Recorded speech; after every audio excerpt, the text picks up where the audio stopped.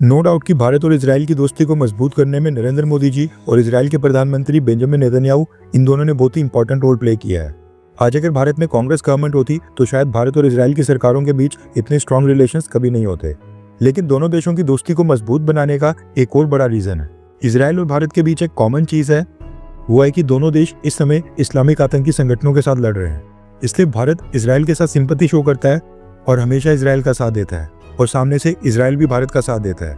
अब ये तो हम सब जानते हैं कि पाकिस्तान आर्मी पीओके यानी पाकिस्तान ऑक्युपाइड कश्मीर का इस्तेमाल करती है कई सारे आतंकी संगठनों को पालने के लिए। पीओके में आज की डेट में काफी सारे आतंकी संगठन वहां पर एक्टिव हैं। अभी कुछ ही दिन पहले हमने देखा था कि फलस्तीन का जो आतंकी संगठन है हमास, जिसके साथ इजराइल की सेना इस समय युद्ध लड़ रही है, इसी हमास आतंकी संगठन के कुछ मेंबर्स और रिप्रेजेंटेटिव्स पीओके यानी पाकिस्तान ऑक्युपाइड कश्मीर आए थे। हमास के रिप्रेजेंटेटिव्स ने पीओके में कश्मीर सॉलिडारिटी के लिए कुछ इवेंट्स में भी पार्टिसिपेट किया था, जिसमें जैश-ए-मोहम्मद और लश्कर के कई सारे आतंकी भी शामिल हुए थे।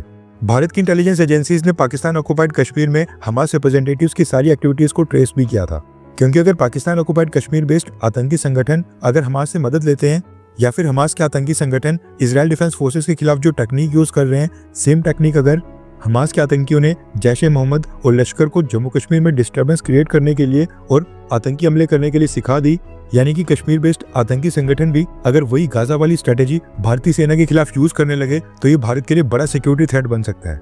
क्योंकि हम सब जानते हैं कि एग्रेसिव और मैसिव मिलिट्री ऑपरेशन और अमेरिका के सपोर्ट के बावजूद इजराइल डिफेंस फोर्सेस अभी तक गाजा से हमास को पूरी तरह से एलिमिनेट नहीं कर पाई है। इसलिए अगर हमास और पाकिस्तान ऑक्युपाइड कश्मीर के आतंकी संगठन अगर ये एक हो जाते हैं तो भारत की सिक्योरिटी फोर्सेस, इंडियन आर्मी और जम्मू कश्मीर पुलिस के लिए ये खतरे की घंटी होगी। एंड अब इजराइल ने भी भारत को ऐसी वार्निंग दे दी है। रेफरेंस के लिए आपकी स्क्रीन के ऊपर आर्टिकल का स्क्रीनशॉट है। इजराइल के भारत में एम्बेसडर रियूवेन अजहर ने पिछले कल एक स्टेटमेंट जारी की है, जिसमें उन्होंने कहा कि दुनिया के जो तमाम अलग अलग आतंकी संगठन हैं ये अब नेटवर्क में काम कर रहे हैं और कई बार ये एक दूसरे की मदद करते हैं और एक दूसरे को सपोर्ट करने का कोई ना कोई तरीका निकाल देते हैं, जो बस एक खास रीजन नहीं बल्कि कई सारे देशों के लिए हानिकारक हो सकता है। उन्होंने आगे कहा कि अभी कुछ हफ्तों पहले पाकिस्तान ऑक्युपाइड कश्मीर में जो हमास के रिप्रेजेंटेटिव्स ने मीटिंग की है वो दिखाता है कि कैसे अलग अलग आतंकी संगठन अब एक दूसरे को इंस्पायर कर रहे हैं, यानी प्रेरणा देकर उत्साह दे रहे हैं। साफ नजर आ रहा है कि इनका एक ही कॉमन गोल है जिसके लिए आपस में सहयोग कर रहे हैं, आतंक फैलाकर हमें भी भयभीत करना और आपको भी भयभीत करना, यानी भारत और इजराइल दोनों के खिलाफ आतंकवाद को बढ़ावा देना। अब ये चीज भारत और इजराइल को अब ध्यान में रखनी होगी और ये समझना पड़ेगा कि पीओके बेस्ड आतंकी संगठन और हमास एक साथ मिलकर काम कर रहे हैं। उन्होंने कहा कि इजराइल चाहता है कि आतंकवाद के मामले में भारत और इजराइल की जो आपसी कॉपरेशन है उसको और मजबूत किया जाए।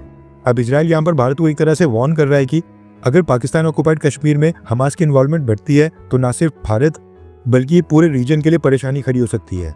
हमास की पाकिस्तान ऑक्युपाइड कश्मीर में इन्वॉल्वमेंट रोकने के लिए दोनों देशों को साथ आना चाहिए। अभी जो इजराइल के एम्बेसडर की स्टेटमेंट आई है इससे एक और बात पता चलती है। रिसेंटली हमास की जो पाकिस्तान ऑक्युपाइड कश्मीर में इन्वॉल्वमेंट देखने को मिली है उसको लेकर इजराइल भारत के साथ पूरी तरह से कोऑपरेट करने को रेडी है। ये तो चलो इजराइल की स्टेटमेंट है, लेकिन एक इंपॉर्टेंट पॉइंट यहाँ पर ये है कि हमास की जो पीओके में एंट्री हुई है इसके बाद क्या भारत सरकार को फलस्तीन की फंडिंग रोक देनी चाहिए, क्योंकि हर साल हम करोड़ों रुपए फलस्तीन के लिए देते हैं जो कि गाजा में लोगों के ऊपर खर्च किए जाते हैं, लेकिन फिर भी हमास आज की डेट में भारत के खिलाफ काम कर रहा है। ऐसे में क्या भारत को फलस्तीन की फंडिंग को रोकना चाहिए, हाँ या फिर ना? नीचे कमेंट करके अपनी राय जरूर बताएं।